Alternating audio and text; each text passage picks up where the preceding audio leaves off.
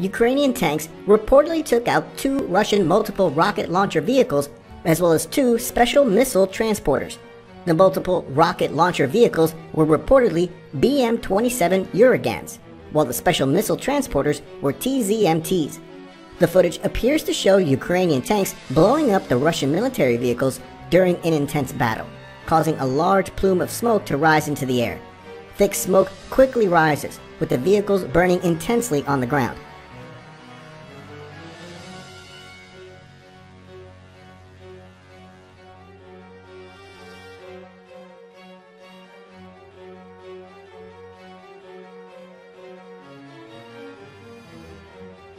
The video then cuts to what appears to be aftermath footage showing the destroyed vehicles. It's currently unclear where exactly in Ukraine the images were filmed, but they were obtained from the 28th Mechanized Brigade. Officially, the 28th Separate Mechanized Brigade, named after the Knights of the First Winter Campaign, on Monday, along with a statement saying, "The 28th Separate Mechanized Brigade, named after the Knights of the First Winter Campaign, does not stop destroying the enemy. 2 Uragans and 2 TZMTs made a gesture of goodwill and dissolved into molecules."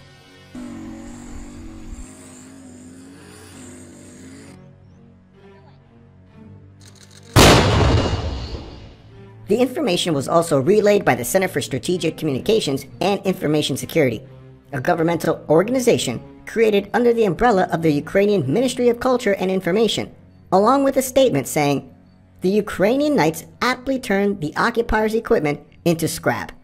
The 28th Separate Mechanized Brigade, named after the Knights of the First Winter Campaign, undermined 2 Uragans and 2 transport and loaded vehicles of the invaders."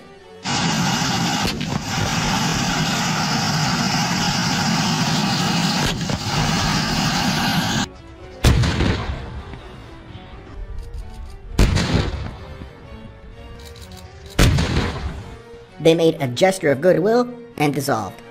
The Russian Ministry of Defense has claimed that their withdrawal from Snake Island was planned as a gesture of goodwill. The Ukrainian forces had shelled their positions for days and now appear to be using the quote as a euphemism for a retreat. Zenger News contacted the 28th Mechanized Brigade for further comment, as well as the Russian Ministry of Defense, but had not received a reply at the time of writing.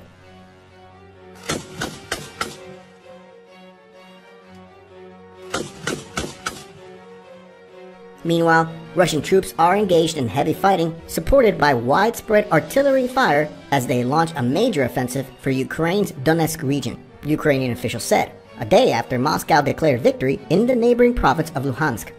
Donetsk and Luhansk comprise the Donbas, the industrialized eastern part of Ukraine that has seen the biggest battle in Europe for generations.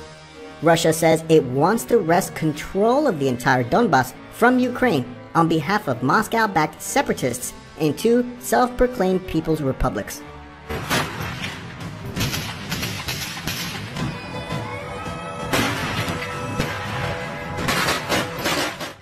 After Russian forces on Sunday took control of Lysychansk, the last bastion of Ukrainian resistance in Luhansk, Ukrainian officials said they now expect Moscow to focus its efforts especially on the cities of Sloviansk and Kramatorsk in Donetsk. There was heavy fighting at the edge of Luhansk region. Its governor, Serhiy Gaidai, told Ukrainian television, saying Russian regular army and reserve forces had been sent there in an apparent effort to cross the Siversky Donetsk River.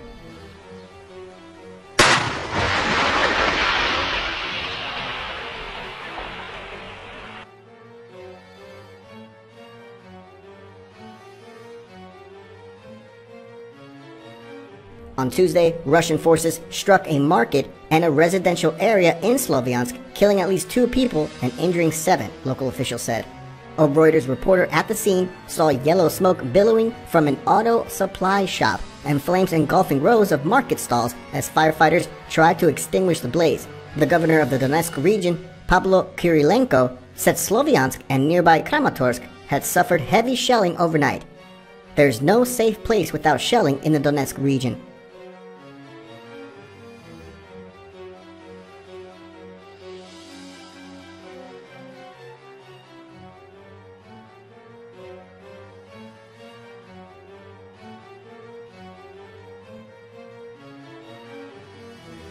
Russian President Vladimir Putin launched the invasion of Ukraine on February 24, calling it a special military operation to demilitarize the country, root out nationalists, and protect Russian speakers.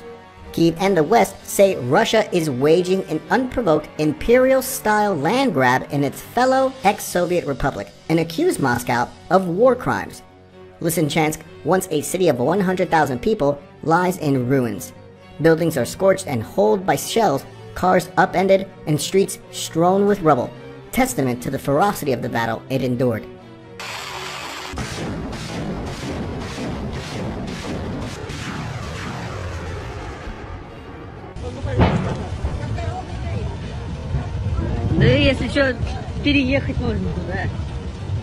Tatiana Glushenko, a 45-year-old Lysychansk resident, told Reuters there were people still sheltering in basements and bomb shelters, including children and the elderly.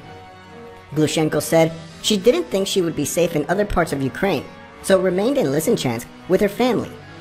All of Ukraine is being shelled, Western Ukraine, Central Ukraine, Dnipro, Kyiv, everywhere. So we decided not to risk our lives and stay here, at home at least, she added. Glushenko now hopes peace will return to her ruined city, but for elderly residents, Sergei and Evgenia, the prospect of rebuilding from the ruins is daunting.